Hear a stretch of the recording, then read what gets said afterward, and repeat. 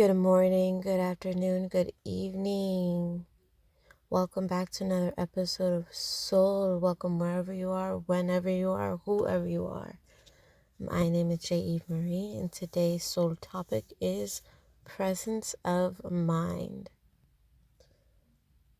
Now, for me, presence of mind means how focused and aware am I of the present moment that I am existing in? Where am I placing my attention? Is it where I currently am in the physical realm? Is my mind racing? Am I thinking of something in the past? Am I worried about something in the future? Where is my attention right now? That's how I define presence of mind for me. So, how does maintaining a presence of mind help me? I feel that the biggest thing that I've learned to hone from keeping a presence of mind is self-control and more effective thought processing. Now, when we're talking about self-control, we're talking about behaviors and habits. This is deciding to respond instead of reacting to something emotionally. So when I am maintaining a presence of mind, not only is it easier to be aware of my thought patterns, it also aids in being more intentional in redirecting my thoughts and creating new thought patterns. So when I do this, when I am more intentional in directing and redirecting my thoughts, this contributes to more sound decision making. How is this so?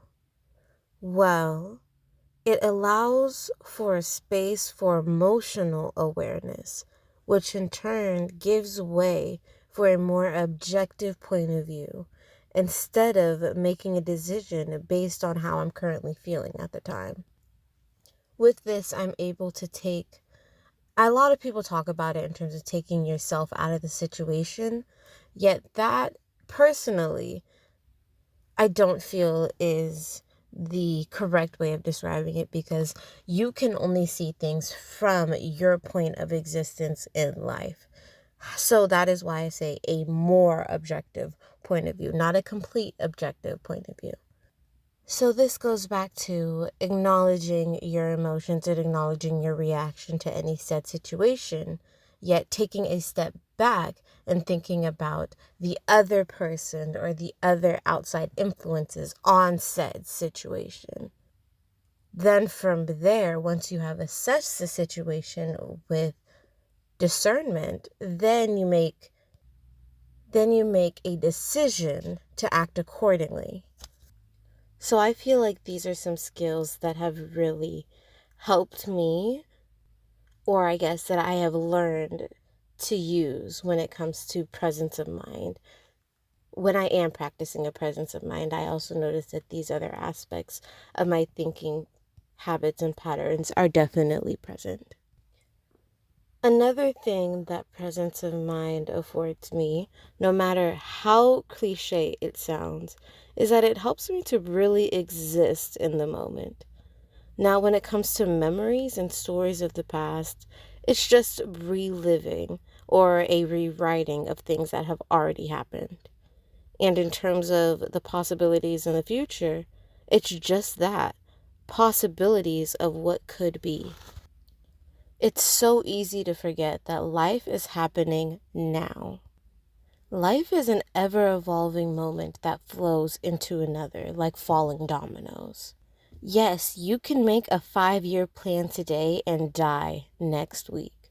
So remember that you deserve to live your life now.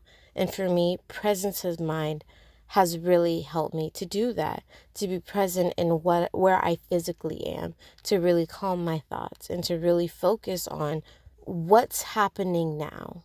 What can I do now? Why? Because life is happening now. And I really do feel that that goes back to self-control, especially when it comes to processing your thoughts and where you're placing your attention. It helps to control where you are placing your attention.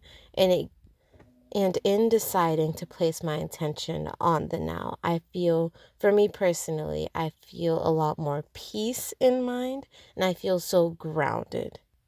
Plus, it definitely helps for me to focus on, like, when I'm working on something, if allow myself a chance to place my presence of mind in the focus of now, not worried about the past or worried about what could be, then I feel like a lot of my focus is much more effective when it comes to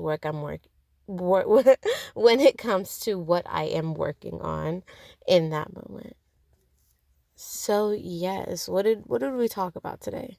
Basically, on today's topic, presence of mind is something that allows us to still the mind and to still what is happening on the inside of us so that we can make objective decisions to respond to what is happening on the outside of us.